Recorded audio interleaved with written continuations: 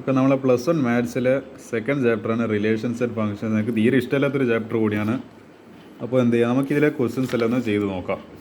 ഇതിൽ ഇനി NCERT questions കുറേ ഉണ്ട്, പക്ഷേ അതിലധികം നിങ്ങൾക്ക് സ്വന്തമായിട്ട് ചെയ്യാൻ പറ്റുന്നത് ഇതെല്ലാം കണ്ടില്ലേ. If A set has 3 elements and set B equal to 3 elements then find the number of elements in A cross B. അപ്പോൾ n of A cross B equal to n of A into n of B 3 into 3 9. ഇതെല്ലാം നിങ്ങൾക്ക് സ്വന്തമായിട്ട് ചെയ്യാൻ പറ്റുന്നതാണ്. കുറച്ചും കൂടി എന്താണ് ഇന്ന് നിങ്ങളെ മുറുക്കി കളയുന്ന കുറച്ച് ചോദ്യങ്ങളാണ് ഞാൻ ഡിസ്കസ് ചെയ്യാൻ ഉദ്ദേശിക്കുന്നത്. അതിൽ ക്വസ്റ്റ്യൻ നമ്പർ 6 ഏതിൽ എക്സസൈസ് 2.1 അതായത് if A cross B equal to എന്താണ് റോസ്റ്റർ ഫോമിൽ തന്നിട്ടുണ്ട്. Ordered pair AX AY BX BY find A and B. അതായത് ഇങ്ങനെ റോസ്റ്റർ ഫോം തന്നിട്ട് നമ്മളോട് പറയുകയാണ് എയിൽ എന്തെല്ലാം എലമെൻറ്റ്സ് ഉണ്ട്, എ എന്ന് പറയുന്ന സെറ്റിൽ എന്തെല്ലാം എലമെൻറ്റ്സ് ഉണ്ട്. അതായത് basically relation is A cross product of two sets. നമ്മൾ രണ്ട് സെറ്റിൻ്റെ ക്രോസ് പ്രൊഡക്റ്റ് എടുക്കുന്നതാണ് ഏതെന്ന് പറയുന്നത് നമ്മളെ ഈ പറയുന്ന റിലേഷൻ എന്ന് പറയുന്നത്. അപ്പോൾ എയും ബിയും നമ്മൾ കണ്ടുപിടിക്കണം. ലൈക്ക് A and B തന്നിട്ട് നമ്മൾ അതിൻ്റെ A ക്രോസ് B എടുക്കുകയാണെങ്കിൽ നമുക്ക് വളരെ എളുപ്പത്തിൽ ഇങ്ങനെ ചെയ്ത് വരാം. പക്ഷേ ഇത് നേരെ തിരിച്ചിട്ടാണ് ചോദിച്ചത്. ആദ്യം തന്നെ റോസ്റ്റർ ഫോം വന്ന് അത് നമ്മൾ എയും ബിയും കണ്ടുപിടിക്കണം.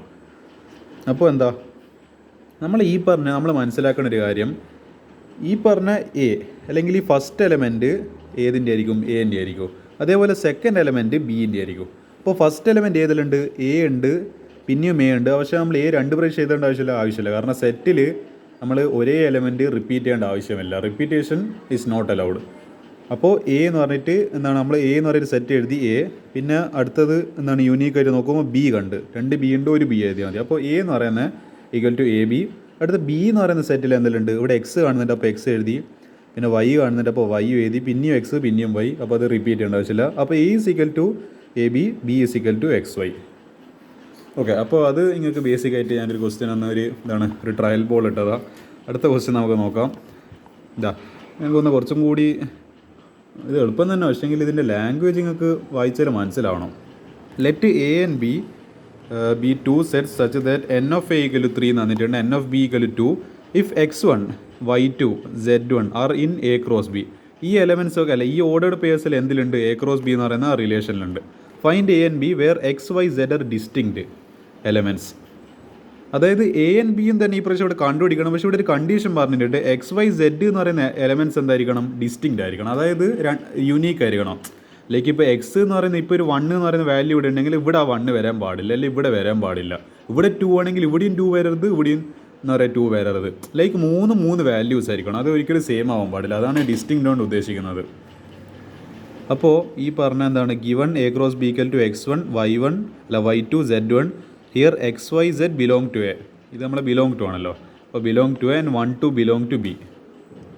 അപ്പോൾ ഈ പറഞ്ഞ ഇത് A എന്ന് പറയുന്നത് XYZ ആണ്. നമ്മൾ പറഞ്ഞ അതേ കേസ് തന്നെ ആദ്യത്തെ എലമെൻസിലെ എയിലായിരിക്കും, രണ്ടാമത്തെ എലമെൻസിലും ബിയിലായിരിക്കും. XYZ നമുക്ക് ഡിസ്റ്റിങ്ക്റ്റ് ആയിട്ട് കിട്ടി. അതേപോലെ ബിയിൽ എന്തെല്ലാം ഉണ്ട്, 1 2 1. അപ്പോൾ 1 രണ്ട് പ്രാവശ്യം റിപ്പീറ്റ് ആകുന്നുണ്ട്, അത് ചെയ്താൽ മതി, ഒരു പ്രാവശ്യം ചെയ്താൽ മതി. ഇപ്പോൾ 1 2. അപ്പോൾ A is equal to XYZ, B is equal to 1 2. Okay, ഞാൻ ഒരു ക്വസ്റ്റ്യൻ കൂടി ഇതിൽ ഈ 2.1 എന്ന് പറയുന്ന ഒരു എക്സസൈസിൽ ഡിസ്കസ് ചെയ്യുക. The Cartesian product A cross A has 9 elements among which are found അതിൽ ഒരു ഓർഡേർഡ് പെയർ -1 0, പിന്നെ അതിൽ 0 1. ഫൈൻഡ് ദ സെറ്റ് A കണ്ടുപിടിക്കാൻ പറയുന്നത് remaining elements of the A cross A. അപ്പോൾ നമ്മൾ സെറ്റ് A കണ്ടുപിടിച്ചിട്ട് എന്ത് ചെയ്യണം, A ക്രോസ് Aയിലെ ടോട്ടൽ എലമെൻറ്റ്സ് കണ്ടുപിടിക്കണം. ഇതിപ്പോൾ 2 എണ്ണം പ്ലസ് ഒരു 9 ടോട്ടൽ ഉണ്ടാവുമെന്ന് പറയുമ്പോൾ 2 + 7 = 9. അപ്പോൾ 7 നമ്മൾ ബാക്കി കണ്ടുപിടിക്കും. ഇതാണ് നമ്മൾ ടാസ്ക്. അപ്പോൾ -1 0 A ക്രോസ് Aയിലുണ്ട്, 0 1 A ക്രോസ് Aയിലുണ്ട്. അപ്പോൾ നമുക്കത് എന്താ മനസ്സിലാവുന്നത്, യുണീക്ക് എലമെൻറ്റ്സ് ആരില്ല, -1 1 പിന്നെ ഒരു 0 രണ്ട് പ്രാവശ്യം റിപ്പീറ്റ് ചെയ്യുന്നുണ്ട്, അതൊരു പ്രാവശ്യം ചെയ്താൽ മതി. -1 0 1. അപ്പോൾ A ക്രോസ് A എടുക്കുന്ന സമയത്ത് ഇത് ക്രോസ് ചെയ്തായിരിക്കും. അപ്പോൾ എലമെൻറ്റ്സ് എന്തെല്ലാം വരും, അപ്പോൾ -1 -1 -1 0 -1 1. അടുത്ത കോമ്പിനേഷൻ 0 -1 0 0 0 1. അടുത്ത കോമ്പിനേഷൻ എന്തെല്ലാം വരിക, 1 -1 1 0 1 1. അപ്പോൾ ഇതാണ് ഇതിൻ്റെ ആൻസർ വരിക. അപ്പോൾ ഇങ്ങനെ അതിൻ്റെ ആൻസർ എഴുതി കൊടുത്താൽ മതി. അപ്പോൾ ഇതൊക്കെയാണ് എനിക്ക് എക്സസൈസ് 2.1 പറയുന്നത്. ഇനി എക്സസൈസ് 2.2 ഞാൻ ഏതാ ക്വസ്റ്റ്യൻ കണ്ടുവച്ചേ, ഇത് let R be a relation on Z defined by R is equal. ഇതിപ്പോൾ ചിലപ്പോൾ നിങ്ങൾ നിങ്ങൾ എക്സാമിന് ചിലപ്പോൾ ഇങ്ങനെ ചോദിച്ചിട്ടുണ്ടാവില്ല ഈ ക്വസ്റ്റിന് A B such that A comma B belong to Z Z is a set of integers and A minus B is an integer find the domain and range of R A minus B integer എന്ന് പറയുന്നുണ്ട്. അപ്പോൾ നമ്മൾ ഡൊമൈനും range of R കണ്ടുപിടിക്കണം. ഇങ്ങനത്തെ questions ആണ് ഇതെന്ന് പൊതുവെ എന്ന് പറയേണ്ടത് ഈ ഒരു സെക്ഷൻ 2-ലുള്ളത് എക്സസൈസ് 2.2-ൽ ഇങ്ങനത്തെ ഡൊമൈൻ റേഞ്ച് കണ്ടുപിടിക്കലാണ് പണി. അപ്പോൾ നമുക്ക് എന്താ അറിയാം R is equal to A B such that A B belongs to Z A minus B is an integer.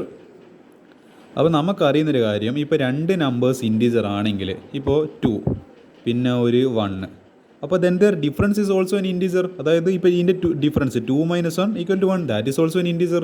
ഇതും ഇൻഡിജറാണ് ഇതും ഇൻഡിജറാണ്. ഇതിൻ്റെ ഡിഫറൻസ് ആയിട്ട് 2 - 1 എന്താണ് ഒരു ഇൻഡിജറാണ്.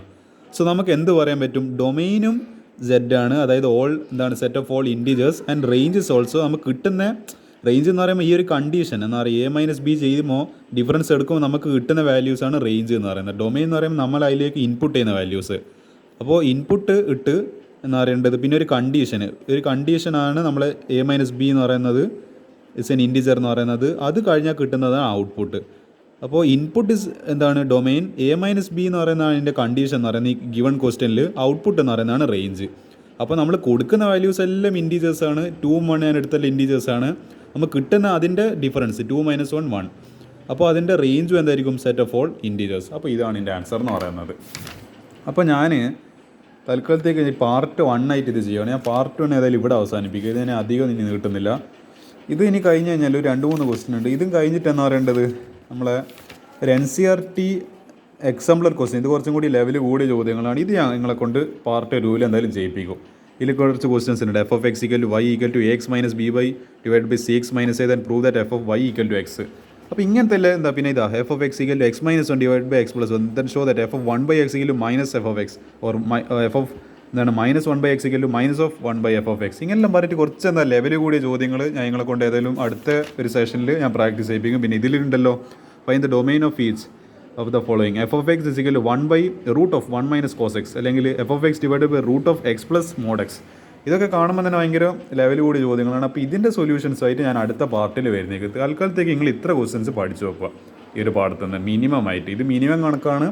ഇതിലും നിങ്ങൾ എല്ലാ ക്വസ്റ്റ്യൻസിലും പ്രാക്ടീസ് ചെയ്യണം. ഞാൻ പക്ഷേ എക്സാമിന് വരാൻ സാധ്യതയിൽ ഏറ്റവും ഇമ്പോർട്ടൻ്റ് ആയിട്ടുള്ള ക്വസ്റ്റ്യൻസാണ് ഡിസ്കസ് ചെയ്തുകൊണ്ടിരിക്കുന്നത്. Part 1 of relations and functions.